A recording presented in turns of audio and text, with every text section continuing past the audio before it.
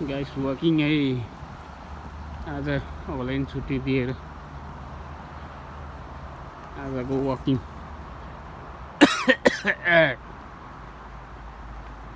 exercise is good for health, you know.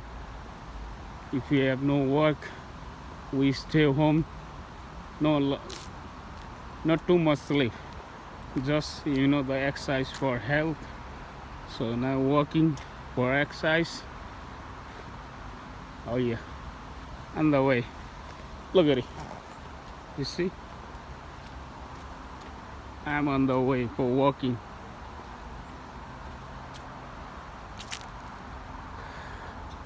See the birds fly, and while I'm walking, look,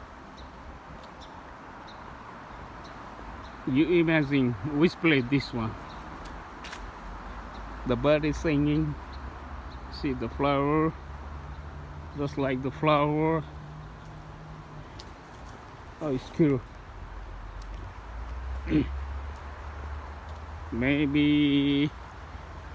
maybe 1 hour I'm walking. Go down 1 hour, when you come back home, maybe 1 hour, 2 hours. Look at it. Shit.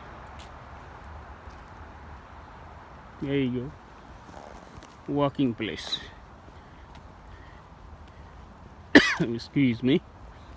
It's too much cold outside, but I put like too much clothes, Stick it in my shoes. Track pant. There you go. Excuse me.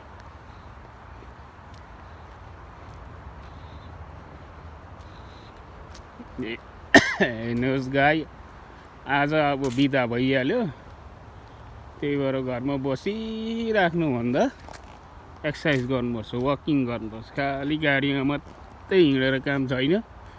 हामी अब भात धेर खाइन्छ, त्यही हो sugar. सुगरले भेट्ने के भन्ने। अब हस्पिटलहरूतिर गयो भने डाक्टरले के भन्छ, तिमीहरूले भात धेर खान्छ, त्यही भएर सुगरहरू बढ्यो भन्छ। हेर खैरेर एक्सर्साइज साइकल। त्यही भएर भोलि पनि गर्छु, आज पनि काम नहुँदाखेरि एक्सर्साइज हो, एक्सर्साइज। हिँड्दैछु, बाटोमै छु। अब चामल धेर खायो भन्छ, त्यही भएर अब सुगरहरू हिँडेर घटाउनुपर्छ। के गर्नु, आफूलाई आफ्नो शरीर राम्रो हुइन्जेल जे कुरो पनि खानेकुरोहरू पच्दो रहेछ, बिराम पनि हुँदैन। मान्छे उमेर माथि हुँदै जान्छ, बिरामले पनि एउटाले भेटिबस्दो रहेछ।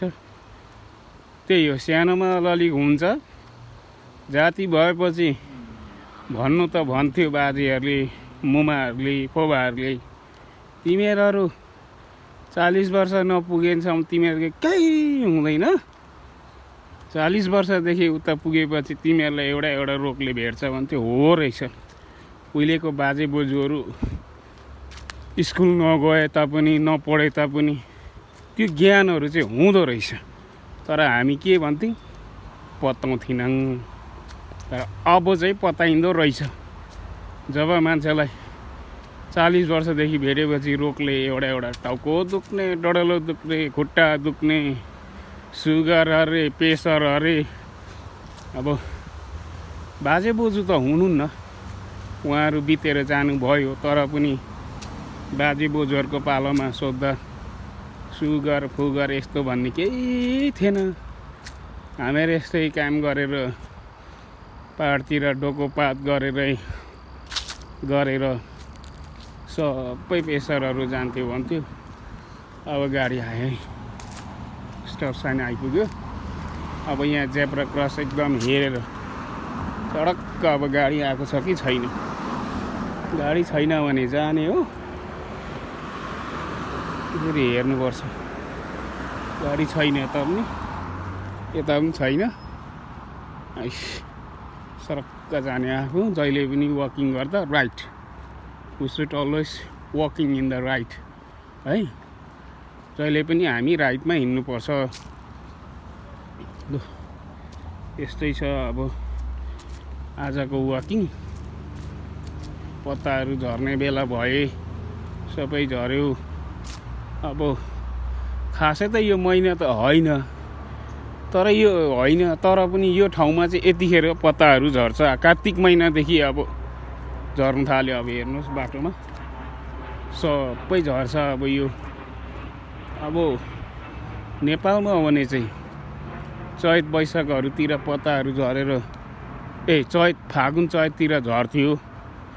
वैशाख लागेपछि नयाँ पलाउँथ्यो। तर यहाँ चाहिँ अलिकति अगाडि नै झर्छ है गाइस, अघि झर्छ।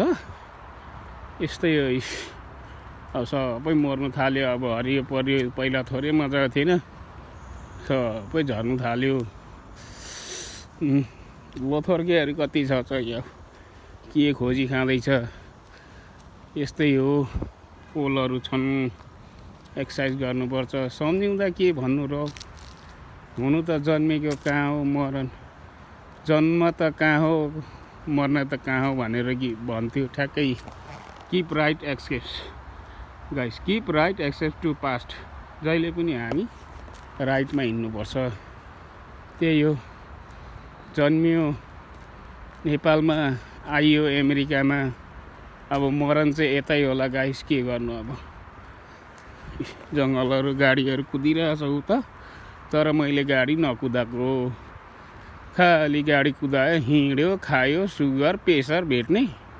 अब वाकिङ। अब हेर खैरेहरू यति मजाले साइकल कुदाउँदैन। गाडीहरू थोरै थोरै महँगो हुँदैन। जिउलाई यस्तो हो नि त एक्सर्साइज गर्नुपर्ने त। यसरी हो एक्सर्साइज गर्नुपर्ने। अब यो सल्लाहको रुख हो हुनु चाहिँ, तर के खाले सल्लाह हो। नेपालमा त अर्कै खाले जस्तो देख्थे, यहाँ चाहिँ माथि माथि सल्लाह हो। हेर्नु नि गाइस, यति लामो छ सल्लाहहरू, के भन्नु। गाडी कुदिरहेछ उता, म यता वाकिङतिर हिँडिरहेको छु। यस्तै हो। एक्सर्साइज नै राम्रो हो। दबाईहरू पनि खानुपर्छ। बिरामी भयो भने हस्पिटल जानुपर्छ, दबाई खानुपर्छ, एक्सर्साइज पनि गर्नुपर्छ। त्यही हो। अब एउटा चलेको त हामी, अब कतिले विश्वास गर्छ, कतिले विश्वास गर्दैन। म चाहिँ 50-50 नै गर्छु सबैजनालाई। किनभने पहिला गाउँतिर भनेको डक्टर थिएन, खालि धामीहरूले गर्ने। पछाडि डक्टरहरू निकाल्यो। जस्तै कुरोमा यसो अब लगनहरू लागेको छ भने धामीहरूले गरिदिन्छ। अब दबाईहरू के अब बिराम भएको छ, छाती दुख्ने के हुन्छ, त्यो चाहिँ डक्टरकोमै जानुपर्छ। लगनहरू लागेको छ भने धामीहरूले गरिदिइहाल्छ। र अब अपरेसनहरू गर्नु पर्यो भने चाहिँ डक्टरकोमा जानै पर्छ। म चाहिँ 50-50 नै दिन्छु। डक्टरलाई पनि 50, धामीहरूलाई पनि 50 बराबर। किनभने अब यस्तै हो। अब हामी फेरि अर्को स्टेपमा आइयो। अब छ, अझै छ। एक्सर्साइज भनेको यस्तो हो। तर एक्सर्साइज मात्रै भनेर हुँदैन, बी केयरफुल। यो क्रस गर्दा जहिले पनि हेर्नुपर्छ बाटोमा गाडी आउँदैछ कि छैन। तर किचाएर चाहिँ हतपत मार्दैन। मार्नु चाहिँ आउँदैछ गाडी, हतपत चाहिँ किचाएर मार्दैन। यो ठाउँमा आफूले हिर्कायो भने पनि त्यसरी ब्याक सारी गरेर चाहिँ मार्दैन यहाँको मान्छेले। अब सडनली पऱ्यो भने चाहिँ म भन्नु सक्दिनँ। हेर पत्ताहरू झरेर हामी आधी बाटोमा आइपुग्यो। ल गाइस है राखिदिएँ मैले।